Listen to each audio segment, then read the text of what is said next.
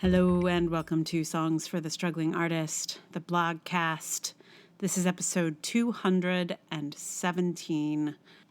And weirdly, today's blogcast is pretty current because I haven't been writing very much, or I hadn't been writing. I've actually been writing the last few weeks quite a bit, but in the previous months, I was not. So the podcast is basically only a week behind the blog, which is not usual. Those of you who regularly listen to the blogcast know that it's usually like a month between when I put the blog out and when the podcast comes out. So this is I don't think it's going to last. Like, I think I'm going to catch up with myself, and a weekly recording of the podcast will mean that I will be behind again. But for right now, I'm so current. We're so current right now. So today's blogcast is about when I lost power, which I told you about a few weeks ago while it was happening. And now you get to hear what I was thinking about during that whole time. I mean, I was thinking about a whole lot of other things besides what kind of coalesced into this piece. But what the radio thing didn't make its way in, but you guys know that, I mean, how like crucial the radio became when I had no access to like anything else, you know. It's like the radio, I just got to take time to appreciate the radio. It doesn't show up in this. There's kind of no space for it, but yeah, in two senses. One was I was listening to public radio just like all the time. And then when I was in my friend's car trying to charge up my phone a little bit, I found this radio station that I just was delighted by. It was called The Peak. Is that right? Yeah, The Peak. And it was designed for Gen Xers, I think, because it was like mostly music, like good rock from like sort of from the 70s on. But you know, they would be played Elvis Costello, they'd do like, okay, today we're focusing on 1987, and then they'd play like all kind of good songs from 1987, and you're like, I can't believe that song was in 1987. Anyway, The Peak got me through some phone charging sessions where I felt a great deal of despair at using gasoline to charge a telephone. But you know, then I got to hear some Elvis Costello and old 97s on the radio. It's amazing. Anyway, they kept saying they were in New York's backyard, and I don't know which backyard they meant. So I actually have no idea where they're located, but perhaps I should do some research and thank them for getting me through a difficult week. Anyway, just to mention, before I read you the actual thing that shook down, radio is a great thing. Hooray for radio. So let me just read this to you without further ado. It is called, Do You Have Power? The neighbors were walking through the neighborhood, checking out the damage caused by Tropical Storm Isaias. I asked them if they had power, and they shook their heads. None of us had power. And of course, I'm talking about electricity. I was staying at my friend's place, and the storm had brought down trees all over the area, knocking out power lines everywhere. Rich neighborhoods, poor neighborhoods, the power grid was out for everyone. There's an idea that's been making its way around the internet during these global pandemic times about how we're not all in the same boat, as some have said, but we are all in the same storm. How the storm impacts us depends greatly on what kind of boat we're in to weather it. If we're on David Geffen's yacht, we're probably okay. If we're on a rubber raft, we're in for some trouble. The week-long power outage on Long Island was a result of a literal storm, and the metaphor applies to its aftermath. There were those with generators whose lights only dimmed for a moment as they switched from one power source to another. And those for whom the loss of a fridge full of goods may have meant ruin. Your access to power could allow for a cramp in your lifestyle or a full-on shutdown. Our lives are so dependent on electricity, and the ways we rely on it are legion. You discover how much when you are without it. It's not just lights out at night. It's hot water heaters powered by electric switches. It's refrigerators and freezers. It's your phone and your computer and your tablet that become bricks when you run out of batteries.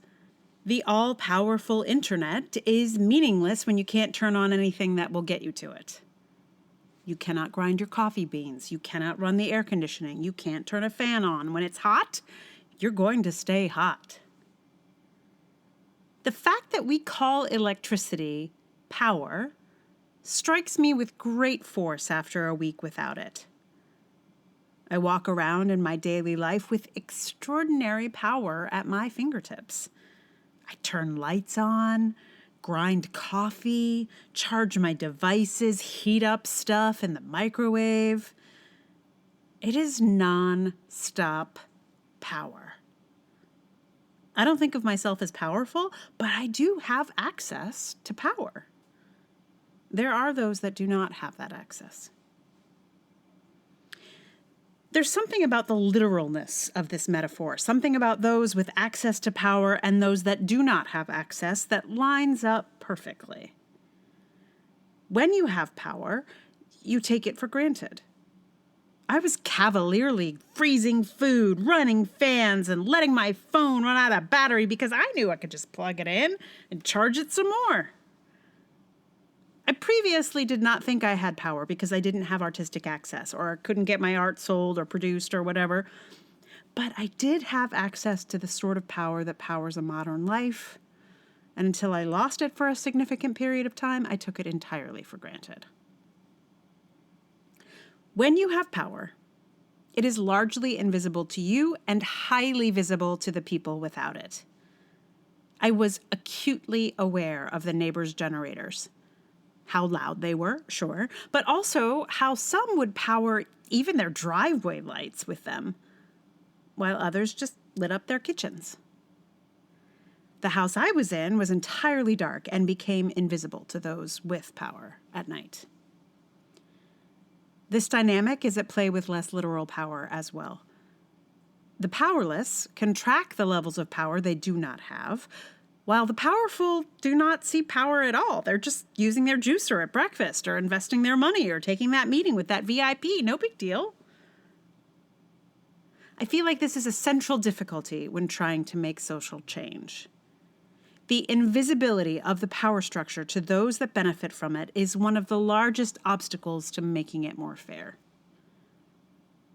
I wonder if we need these occasional power outages to at least just remind us that our hold on power is not something to be taken for granted. It is not a given. It makes me think of the charitable donations of solar-powered lanterns. The ones that are given so students can study, so doctors can practice, even when there is no light. They're particularly useful in disasters. A little solar lamp is not a big dose of power, but it is a start. The lights are powered by the power source we all have access to. Sometimes I think this is why the powers that be are so dead set against solar and wind power, because our current leaders are power hoarders. If we powered our electricity with wind and sun, they could not so easily control the power source. I don't think of myself as someone with power, but I can use what little bits of electrical power I have to type into this machine that I plug into the wall where I get that electricity. And then I post onto the internet, which I can access because of power, and receive support through that same electric internet for my work. I will then, with the support I receive for this post, buy someone without power a light. I want to give power, not just take it. If you want to join me, here are some lights I'm going to buy when my electric-powered payment comes in. Yeah, that last bit is probably better written than read, but what I can explain, the link then links you to a company called Unite to Light, which is a nonprofit that sends solar lamps and solar battery chargers to people in need around the world. So, I donated a few lamps to someone, whoever has the greatest need. And that felt good. It felt good. I did do a bunch of research into the solar lamp world just to, link people to a good choice. I like the lamps themselves better at another company called Luminaid, Luminaid. They are like these kind of cubes that pack down, and they're like aesthetically attractive. But they are not a nonprofit. They are a for-profit company, and they also distribute those lights to, who needs them, which is good. But I just felt better about a company that is just across the board a nonprofit. So, and it's the same effect, right? It gives the people the light and the battery and all the things that they need. So. If you know of others, I did see a couple others that they almost all were sort of for-profit, but also like this new kind of trend of like, we're a socially conscious business. We make a lot of money, but we also are nice, which I think it's great, but I also don't quite trust it. Anyway, Unite to Light, which is unfortunate, and as a name is unfortunate just because the sort of white supremacist invasion in my hometown of Charlottesville was called Unite the Right, which is not the same as Unite to Light, but it has a, what's that word when things have a sound commonality?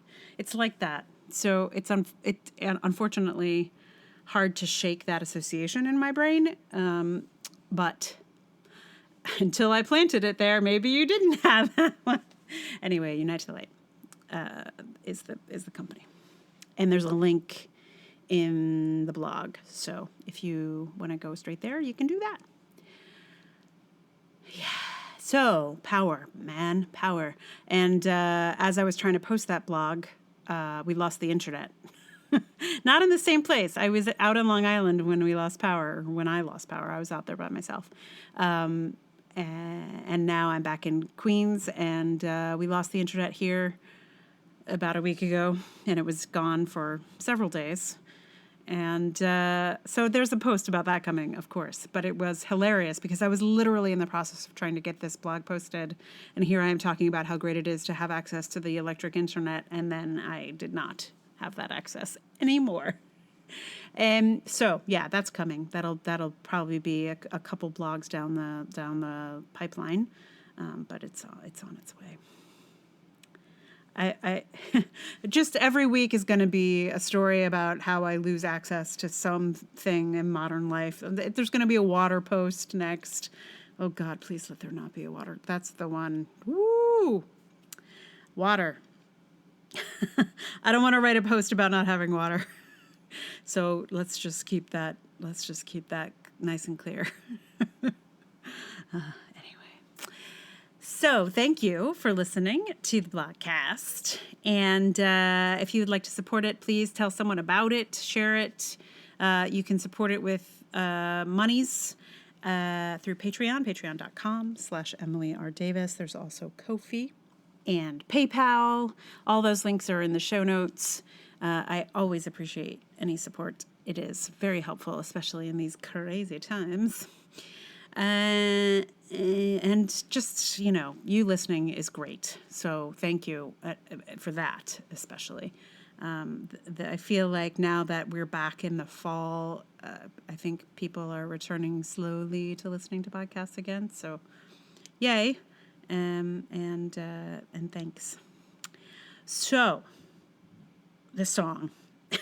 I have a lot to say about this song before I play it for you, so buckle up.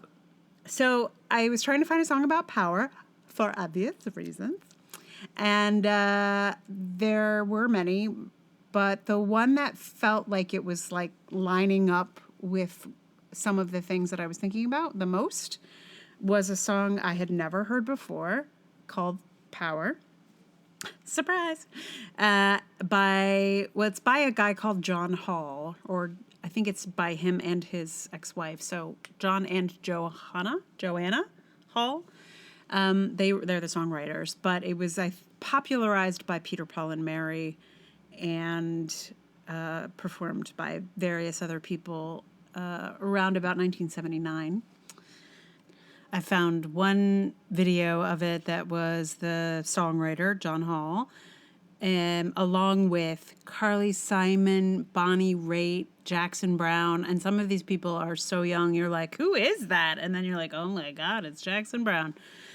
So that's an interesting little thing to search for if you're interested.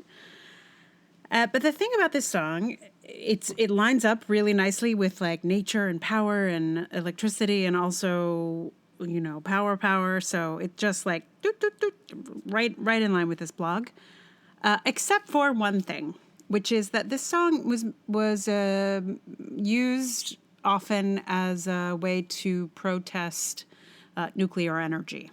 So you'll hear in the song, it's in the song. We call it's poison power, atomic poison power is the phrase in the song. And this song sort of became the theme song for the No Nukes movement. Which now I think is sort of thought of as kind of a mistake. Not the song, but the wild advocacy for no nuclear power.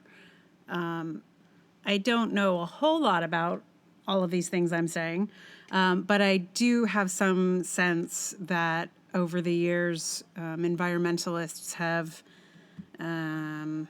changed their position on nuclear power, or maybe there were some that were always for it and some that weren't.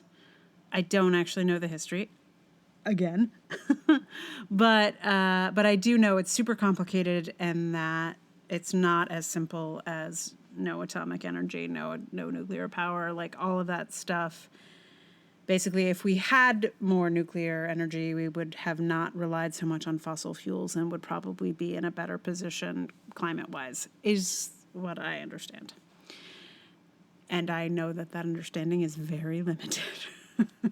So I'm ready to listen to the podcast about this subject, by the way. I am now very curious as to like what that journey was. It could, because on one hand, like, it's amazing. This movement was very clear. It was very powerful. It was successful.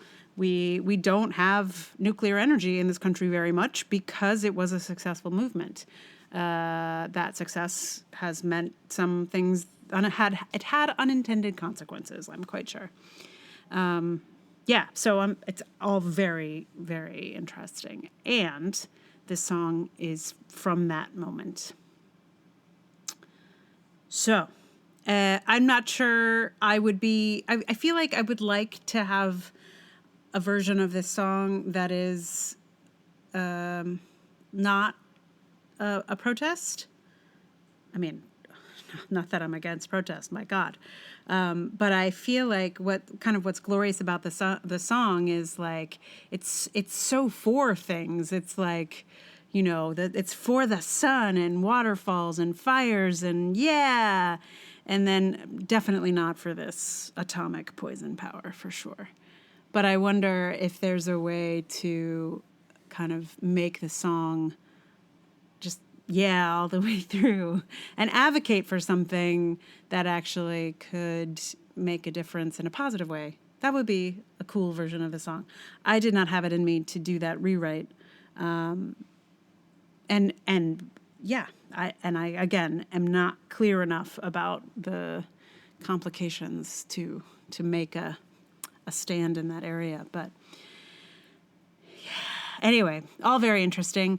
And uncovered a lot of other interesting facts while researching this song, and the guy who wrote it, who became, I believe, a senator, either senator or a congressman, I can't remember which.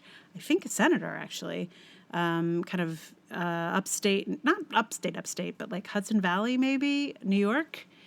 Yeah, and he served for a little while and then went back to playing in a band, which I think is kind of awesome. So he went from, advocating for no nukes in his song to advocating in the halls of government. So my hat is off to him, John Hall.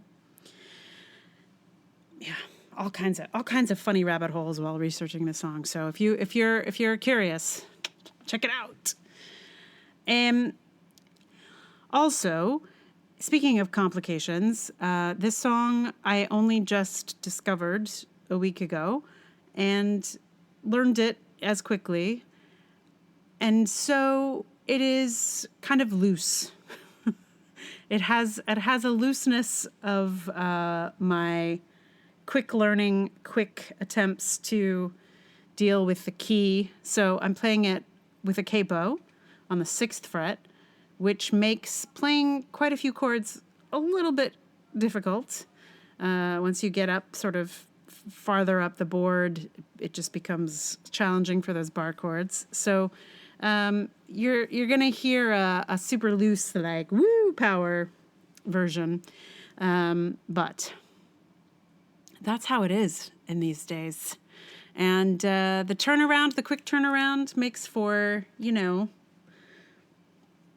songs that are in the moment. That's what it is. Yeah, it's in the moment. So, without further ado, I give to you a song called Power, written by John and Joanna Hall.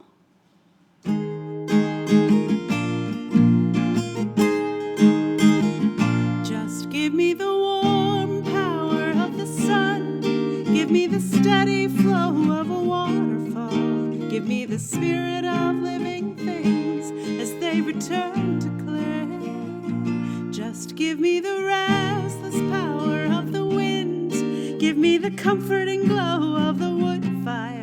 But please take all of your atomic poison power away. Everybody needs some power, I'm told, to shield them from the darkness and the cold. Some may see a way to take control when it's bought and sold. I know that lives are at stake, yours and mine and our descendants in time. There's so much to gain, so much to lose. Every one of us has to choose. Just give me the warm power of the sun. Give me the steady flow of a waterfall. Give me the spirit of living things as they return to clay. Just give me the restless power of the wind. Give me the comforting glow of a wood fire. But please take all of your atomic poison power away. We are only now beginning to see how delicate the balance of nature can be. The limits of her ways have been defined, and we've crossed that line. Some don't even care or know that we'll pay, but we have seen the face of death in our day. There's so little time to change our ways. If only we together can say, just give me the warm power of the sun. Give me the steady flow of a waterfall. Give me the spirit of living things as they return to clay. Just give me the restless power of the wind. Give me the comforting glow of a wood fire. But please take all of your atomic poison power away. All of your atomic poison power. All of your atomic poison power.